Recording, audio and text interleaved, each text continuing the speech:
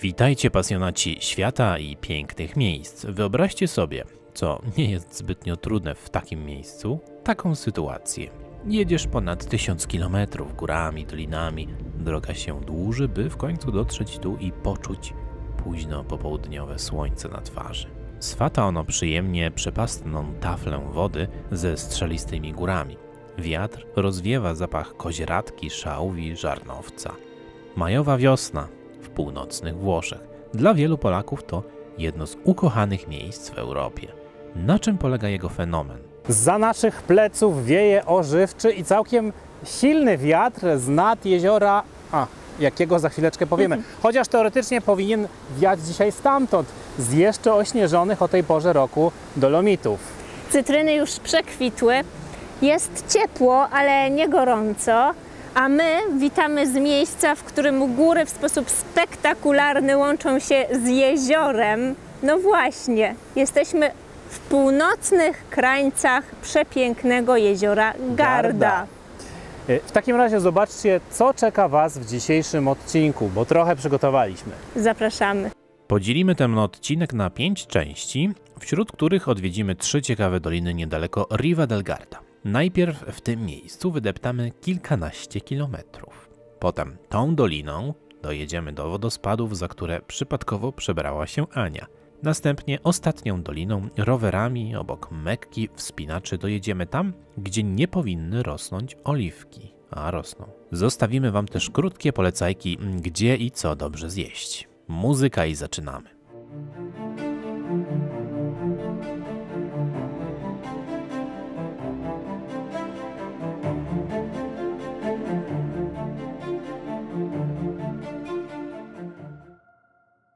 Tego samego dnia, co przyjechaliśmy, rzuciliśmy plecaki w hotelu z widokiem na jezioro i dzwoniące niczym pasterskie dzwonki, stukające od wiatru maszty zacumowanych w marinie łódek i żaglówek.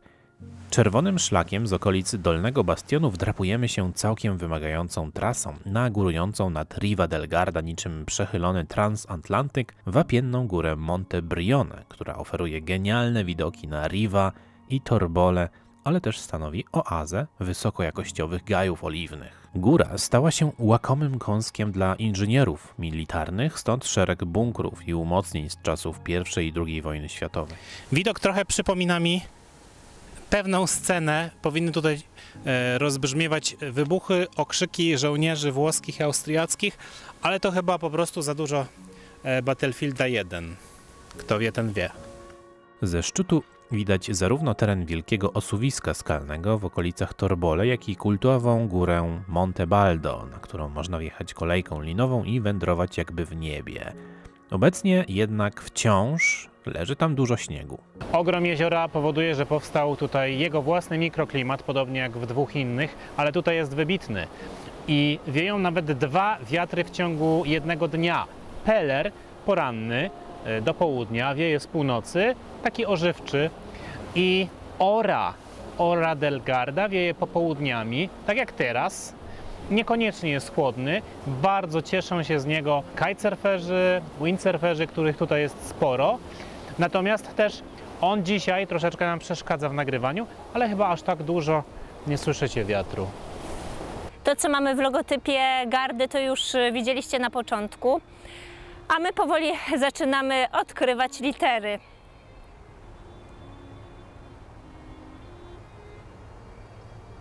Wprawdzie nie po kolei i nie według wskazówek zegara, bo codziennie inna dolina i inny wypad z Riva del Garda.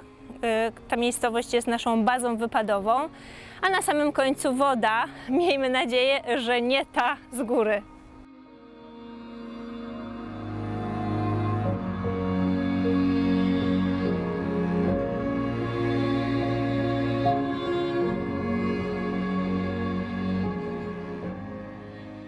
Drugi dzień również szykuje się od rana cudowny, po prostu słoneczny. Ale duża szyszka. My jesteśmy pod Pinią. Słuchajcie, Ora przestała wiać, tak jak zapowiadaliśmy, jak doczytaliśmy. Jest spokojny, ciepły poranek. Słychać tylko ptaki i ewentualnie dzwonki rowerów. Dlatego, że wzdłuż północnego brzegu Gardy, ale nie tylko, dla nieuświadomionych, to jest raj dla rowerzystów. Biegnie ścieżka rowerowa, udajemy się do Riva del Garda, do centrum miasteczka, żeby poczuć jego klimat, żeby móc Wam opowiedzieć o jego historii i użyć coś, co widzę w tle. Wygląda jak funikular, ale my wiemy, że nie jest funikularem, więc nie wpiszemy tego do naszej kolekcji. Także jadymy. Patrząc na prognozę pogody, wiemy, że trafiliśmy w 3 dni okna pogodowego. Mamy szczęście, bo tegoroczna wiosna, ogólnie w północnych Włoszech, była dość kapryśna. Nie sposób kaprysić, gdy dojedzie się albo dopłynie do Riva del Garda, a konkretnie centrum tego miasteczka jak z bajki. Gdyby animacja Luca nie odbywała się w Cinque Terre, jak najbardziej pasowałaby do Riva, miasta będącego stolicą północnej połówki Gardy. I patrząc geograficznie, bo nie mieliśmy okazji sprawdzić konkurentów z południa, ale też obiektywnie, wydaje się, że być może jest najlepszą bazą wypadową do wycieczek w okolice poza jezioro, czyli właściwie do tego, na czym nam zależy w tym kilkudniowym pobycie w tym odcinku. Emblematem Riva jest oczywiście plac 3 listopada, będący przedłużeniem Porto Vecchio ze słynną wieżą Torre Aponale. Bardzo ciekawie ulokowana rocca, czyli twierdza, którą powinno każde szanujące się włoskie miasto posiadać. Ta jednak wyjątkowo nie leży nad miastem, lecz na poziomie wody, otoczona głęboką fosą. Nad miastem górują skały i przyklejone doń ciekawe miejsce widokowe, do którego zaraz się udamy. Uprzednio jednak, zgłębiając historię riwańskich Żydów, którzy osiedlali się tutaj ochoczo jak na kupieckie miasto przystało, i zabudowę dzielnicy Maroko, której nazwa nie pochodzi z Afryki Północnej, lecz ma genezę geologiczną, o tym będzie nieco później. Na punkt widokowy Bastione za 5 euro w 2 strony winda udająca funikularkę wywiezie nas ekspresowo szybko, ale pamiętajcie, że po około 16-17 słońce też ekspresowo szybko zachodzi za góry. Posiadając Garda Card wjeżdżamy za darmo, jak i mamy zniżki czasami 50% na wiele innych usług, w tym transportowych.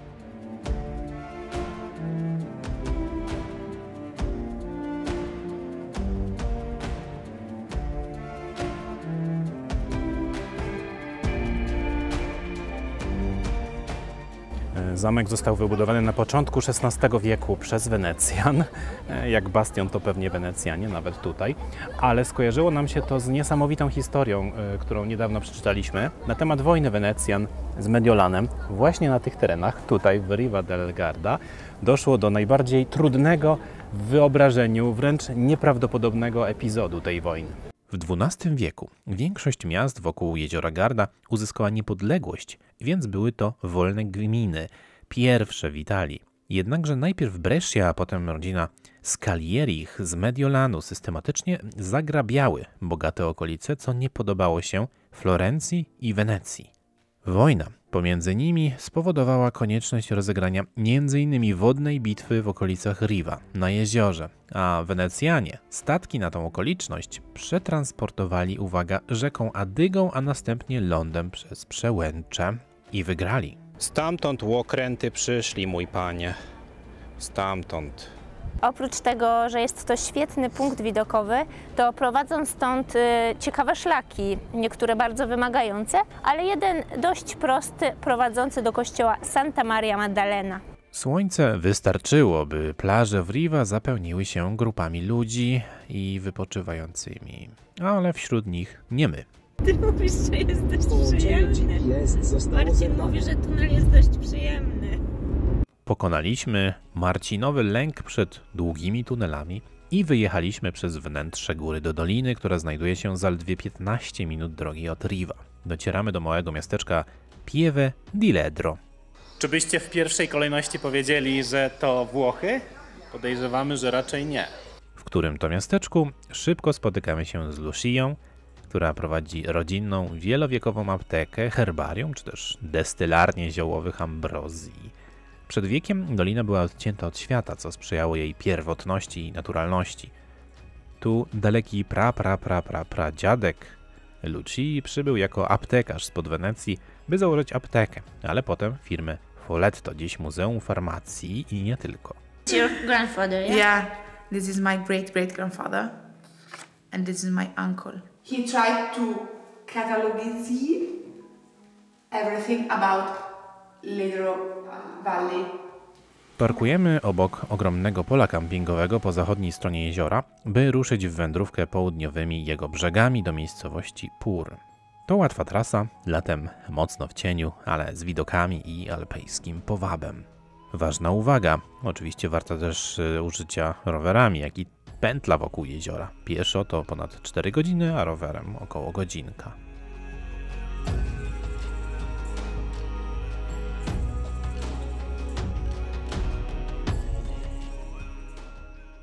Ten turkus wody jest trochę mylący, bo całkiem niedawno, po raz kolejny z rzędu, jezioro Ledro w Dolinie Ledro otrzymało błękitną flagę. To jest takie największe wyróżnienie we Włoszech dla najczystszych, krystalicznie czystych miejsc kąpieliskowych, również jezior. Znajdujemy się w Dolinie Polodowcowej również, Dolinie Zawieszonej, która, jak wiemy, zazwyczaj sąsiaduje prostopadle z tą główną doliną lodowcową, którą oczywiście jest ta, którą wypełnia dzisiaj Garda. Bardzo trudno było tutaj dojechać przez wiele wieków, nie było właściwie dojazdu, natomiast wydrążono tunel i muszę się pochwalić, to jest mój najdłuższy tunel, jaki pokonałem od wielu lat, prawie 4 km, w związku z czym kolejny kroczek w pokonaniu małego strachu przed długimi tunelami. Można sobie obejść całe jezioro, słuchajcie, w około 3-3,5 godziny, albo tylko południowy brzeg na przykład w godzinę i powrót w godzinę. Ciekawie historycznie tutaj kształtuje się wiek XIX w tym miejscu, bo była to granica, miejsce starć pomiędzy armiami włoską i austriacką i na czas walk nawet Austriacy zdecydowali się wysiedlić mieszkańców, również dziadków Lucii, do Czech na kilka lat, również Moraw, także blisko nas. Później oni tutaj wrócili po zwycięstwie oczywiście austriackim. Bardzo spokojne miejsce, mimo że tam w Riva del Garda w sobotę było już tłoczno i głośno. Tutaj jest sielankowo, spokojnie, bardzo mało turystów. No, można powiedzieć, że nawet jest więcej psów niż ludzi, chyba że jesteśmy na plaży dla psów, bo takie też tutaj funkcjonują. A my udamy się teraz do Muzeum Plenerowego, takiej sztuki związane z naturą. To jest formuła turystyczna, która jest bardzo popularna na północy Włoch.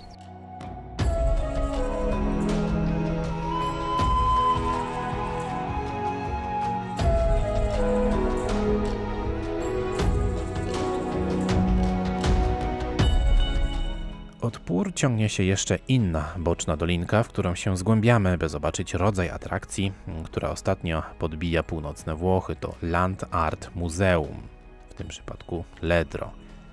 Dziesiątki instalacji artystycznych stworzonych z drewna i naturalnych materiałów, np. głazów polodowcowych, które wkomponowują się po prostu w las. Taka galeria natury i sztuki i dostępna za darmo. A to już widok z ponad kampingu Best w Molina di Ledro, dokąd z radością wspinamy się, słysząc wiele dobrego o punkcie widokowym z sercem, czy też z naszym logo, tylko że wyprostowanym, i gigantyczną ławką. To też część pewnej mody, w której brylują Włosi. Mody, która jest modą zdrową, ponieważ uczy ludzi szacunku dla krajobrazu, celebruje go i docenia właśnie tym wyolbrzymieniem metaforycznym. Kończymy literkę A, której symbolem jest parasol przeciwsłoneczny, a dzisiaj słońca nam nie brakowało przez cały dzień. A propos słońca, to właśnie ten dzień kończymy na ławce gigancie. Powiedziałabym, że najlepiej jest to zrobić, żeby zaobserwować zachód słońca, no ale nie jest to takie proste w tym miejscu, w Alpach w ogóle, ponieważ tak naprawdę zachód słońca widzimy ze szczytów, a tutaj dobrze jest zakończyć taki dzień jak my dzisiaj, czyli ciepły i pełen wrażeń, może właśnie tutaj, w tym miejscu na złotą godzinę, z pięknym widokiem na całą Dolinę Jeziora Ledro. Link do tego miejsca znajdziecie w opisie pod filmem oraz w artykule.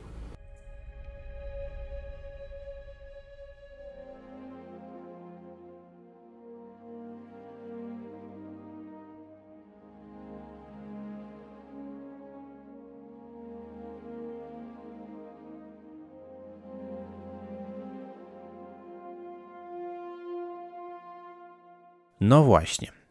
Zawieszone doliny wokół Górnej Gardy dostarczały śniegu, potem firnu, później lodu dla gigantycznego lodowca, który Gardę zrodził. Tu w okolicach Fiabe resztki roztopowych wód z lodowca zachowały się jeszcze kilka tysięcy lat temu, stąd doskonały przykład przedneolitycznej osady usadowionej na palach ponad mokradłami. Podobną zainscenizowano nad jeziorem Ledro, ale my jedziemy pod konkretną wodę.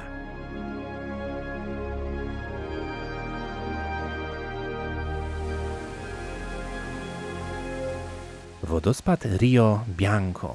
Nazwę chyba swoją wziął od jakichś przodków twórców makaronowych westernów. Szumiące, białe, spienione wody stopniejących całą zimę alpejskich śniegów nadają ton okolicy miasteczka Stenico. Nazwa miejscowości bardzo odpowiada rzeczywistości. Tylko musielibyśmy troszkę to spolonizować, użyć słowa scena, czy też sceneria, scenerico, gdyż sceneria jest przepiękna. Wspomniane szumiące wody biorą swój początek w miejscu, które zostało wpisane na listę UNESCO, tak jakby całe Alpy nie były piękne. Są, ale w ramach Alp trzeba powyznaczać najpiękniejsze miejsca. Między innymi takim kryterium jest lista UNESCO. I Dolomity Brenta, które tam sięgają dosłownie 3100, nawet więcej metrów, w tym przypadku włoskim, takie najbardziej alpejskie szczyty, zwłaszcza powyżej 2500, nazywają się Cima, w Apeninach też są. One właśnie zostały uznane za te jedne z najpiękniejszych. Tutaj w okolicy też znajduje się takie muzeum Landart, ale my teraz udamy się do miasteczka, które na dodatek zostało wpisane na listę najpiękniejszych miasteczek Włoch. Czyli mamy najpiękniejszy fragment górski i najpiękniejsze miasteczko. To tylko i wyłącznie w tej dzisiejszej dolinie.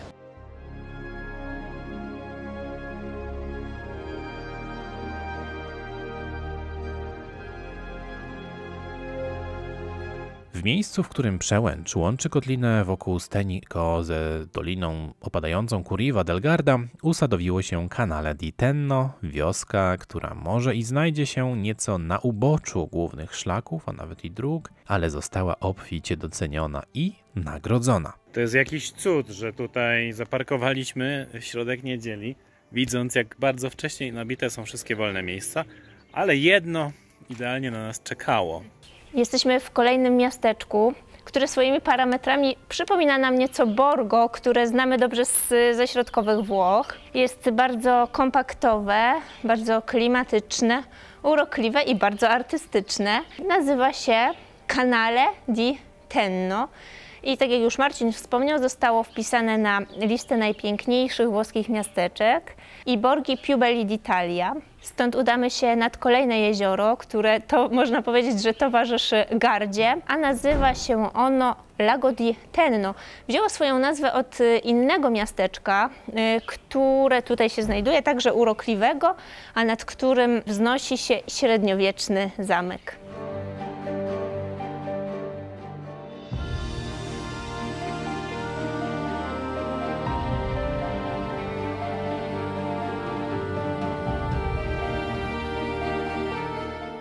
Jest to prawdziwa kuriozita, ponieważ jezioro nie jest jeziorem polodowcowym, mimo że znajduje się w dolinie polodowcowej. Jest jeziorem osuwiskowym. Dokładnie to, co widzicie za mną, ta kępka ziemi i roślinności, to jest duże osuwisko, które zsunęło się, jak sama nazwa wskazuje, zablokowało odpływ wody i w ten sposób powstało jezioro, a śladem po tym m.in. są rośliny, lasy, wysepki, które wyrastają ponad taflę wody oraz mnóstwo doskonale zakonserwowanych drzew, pni, które są wewnątrz wody. Teraz właściwie powinniśmy udać się na obiad, czyli Pranzo, najlepiej do miejscowości Pranzo, która znajduje się tam po przeciwległej stronie. No ale po pierwsze jest już troszkę chyba za późno, już chyba jest 14:30. Po drugie, przed chwilą w towarzystwie kawy zjedliśmy spory kawałek tortu Sahera oraz sztrudel, więc pewnie wystarczy nam na jakiś czas. A po trzecie, musimy się spieszyć, bo czeka nas jeszcze po południu wycieczka i to dość nietypowa wycieczka. Poza tym chyba zaczyna padać właśnie. Zanim zjedziemy w dół, zachwyćcie się chwilę jeszcze z nami, bo warto. Spójrzcie na te gęste, żółte irysy. To znów błogosławieństwo nieco opóźnionego czasu wegetacji w stosunku na przykład do południowych Włoch. W drodze zjazdowej ku Riva nie sposób nie pominąć zamczyska, które góruje nad miasteczkiem Tenno i nad resztą północno-gardańskiej równiny. Zatrzymaliśmy się więc tutaj na chwilę. Ktoś zamek kupił, wyremontował, a do zamku przylega takie mikroskopijne Borgo. Tam jest właściwego Borgo Tenno, a tutaj coś w rodzaju podgrodzia chyba, bo przylega bezpośrednio do zamczyska. A jednak nie jest takie małe, ciągnie się na długość, trawersujemy je, ponieważ na mapie zobaczyliśmy, że na końcu znajduje się ładny punkt widokowy. No i co zauważyliśmy? 90% tutaj substancji architektonicznej jest odnowiona. Jednak widok to widok.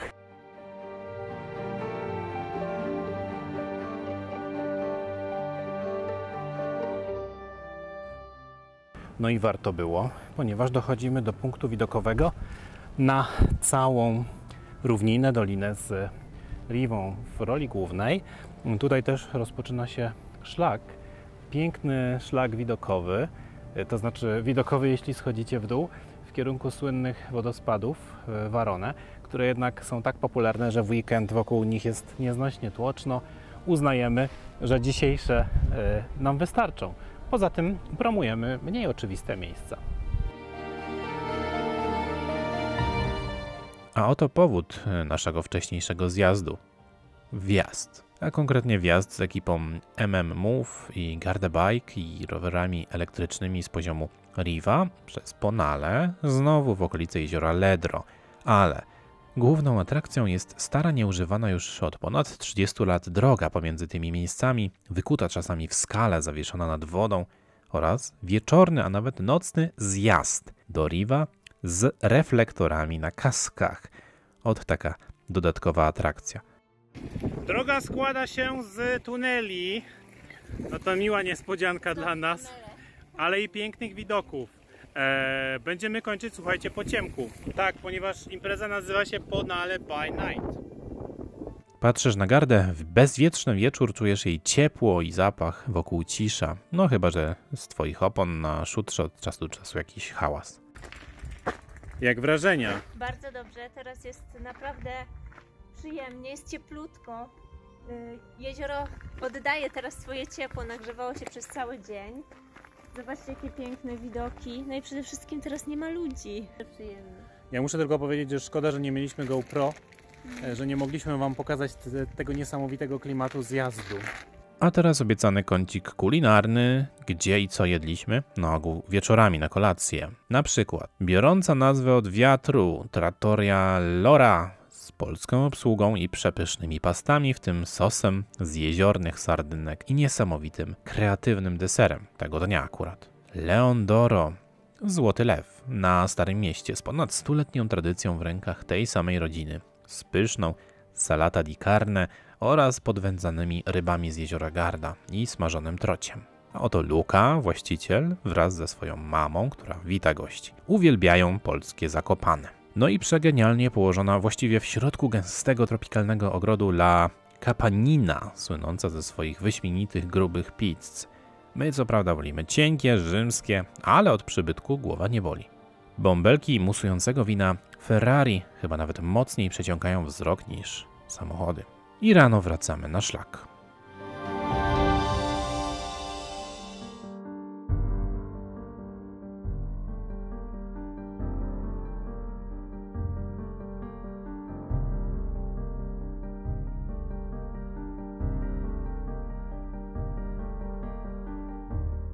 Znów dzisiaj czeka nas piękny dzień i wycieczka, także na rowerach.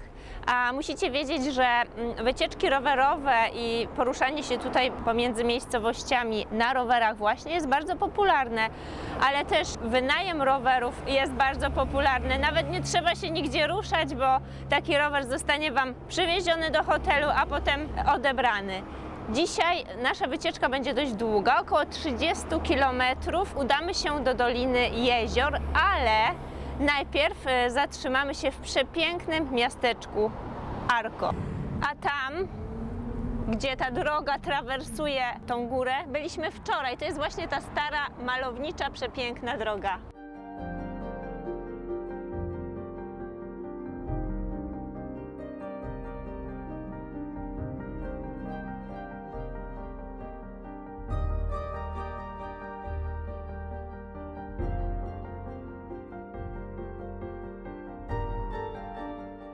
Arco, spektakularnie położone wokół prawie pionowych ścian Mekki, wspinaczy i alpinistów, doczekało się zamczyska na szczycie. W XII wieku był okupowany przez panów z Bawarii, którym udało się zdobyć ten zamek. Ten ostatni być może wzniesiony był przez samego cesarza Teodoryka. Następnie Arco szybko przejął pod swoje rządy jeden z potężniejszych biskupów Europy, biskup Trydentu. W następnych stuleciach wieś po kilkukrotnym splądrowaniu i spaleniu stała się własnością Scaligarisów, Scaligarich, Viscontisów, Viscontich, a i potem Republiki Weneckiej. Następnie nastąpiła aneksja do Cesarstwa Austriackiego i właściwie dopiero po zakończeniu I wojny światowej zostało włączone do Królestwa Włoch. Arco nad wejściem do Palazzo Comunale, ostatni herb rodziny D'Arco. Ale łuków, jakby nie patrzeć, w mieście o takiej nazwie można znaleźć co niemiara. Pozdrawiamy łuków.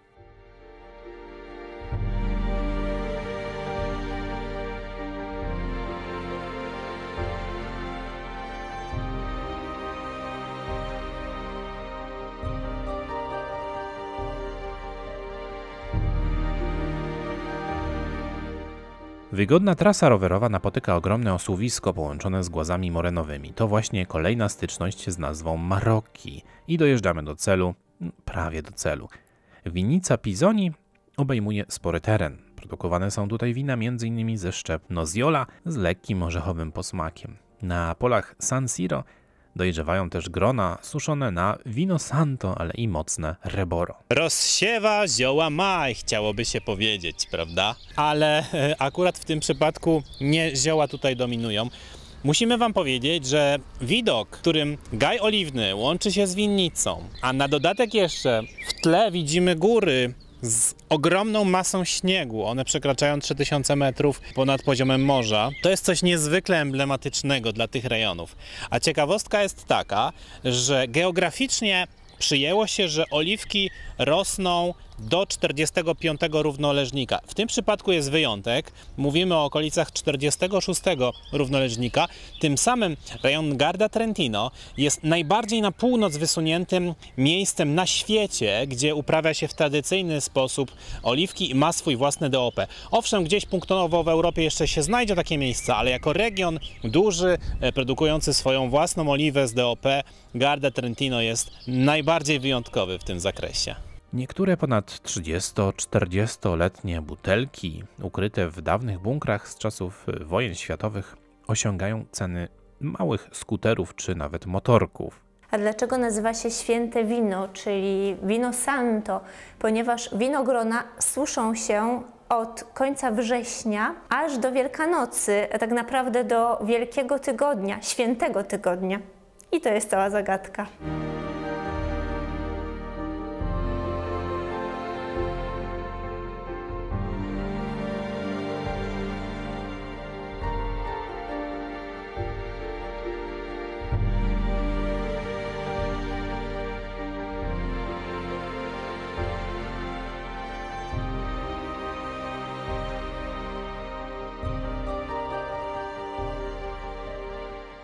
The name comes from Rebo, is the name of the grape variety, and Oro, gold in Italian language. And Oro remind also Ora, the wind that comes every day from the Garda Lake, that dry the grapes, because Reboro is a red wine made with the dried grapes of Rebo. We keep here upstairs for 1 month and a half. So we concentrate the grapes, we reduce the water content. At the end we obtain a wine very structured and heavy, quite dangerous, 15.5% of alcohol. So it's a wine very full-bodied, ideal for to eat, but also after dinner, just to enjoy a good glass of wine. I to by było na tyle enoturystyki, bo jeszcze musimy zakończyć trasę nad jeziorem Cavedine. Co prawda tuż obok, ale jednak obok. Dopuszczalne 0,5, powiedzmy, że kilometra. Musieliśmy uciekać, bo jakbyśmy zostali dłużej, to byśmy skończyli jak pan Makłowicz u gospodyń wiejskich na Podlasiu. Rzut kamieniem od winnicy znajduje się Lago Cavedine. I teraz tak żeśmy się zagadali na tematy winiarskie, że nie zdążyliśmy przygotować wypowiedzi na ten temat, ale sprawdźmy to w Wikipedii. cięcie.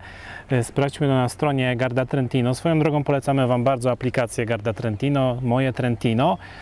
Jedna z lepszych, jakie widzieliśmy, naprawdę. Jest dużo najważniejszych informacji, ale nie za dużo. Co czytamy o jeziorze Cave-Dine? Znajduje się pomiędzy miejscowościami Dro a Pietramurata i wypełniona jest okolica słynnymi Marocche, głazami z epoki lodowcowej, z Monte Brento i Monte Casale.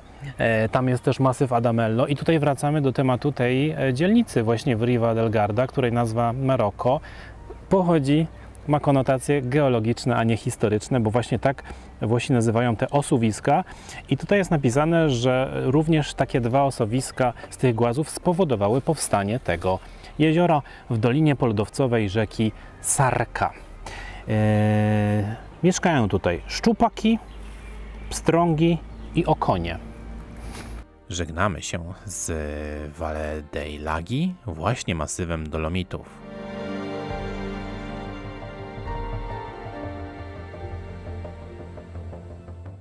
Rozdział 5, czyli woda wywołana przez okonie już jednak w swojej złośliwości wita się również z nami niestety z góry, ale stateczek, łódkę z 5. ikony logotypu musimy zaliczyć, więc się nie poddajemy, czekamy na przystani promowej w Torbole z kaczkami.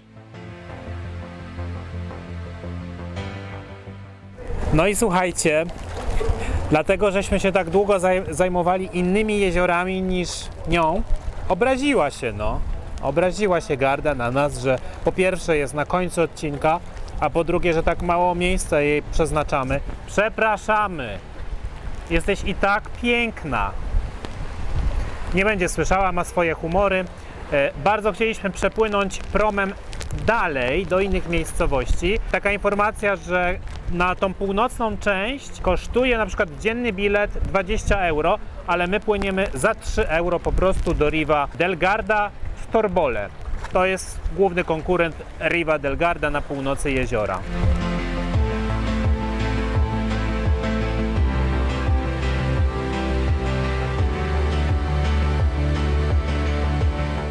Prom zawiezie nas północnymi fragmentami Gardy z powrotem do Riva. Widzimy więc miejsca z dzisiejszego odcinka, w tym wapienną górę Monte Brione, z którą witaliśmy się na początku. Pamiętacie jeszcze?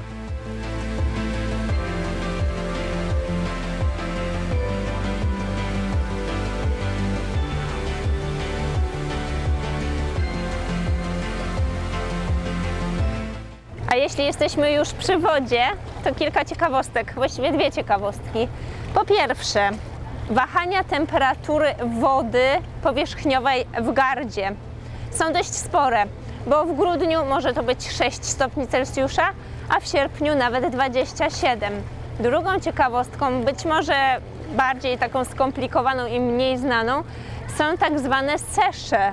To znaczy, że są to z kolei wahania poziomu wody, nawet o 30 cm, co z kolei związane jest z ciśnieniem atmosferycznym, ze zmianą tego ciśnienia. I to by było tyle, jeśli chodzi o ten odcinek.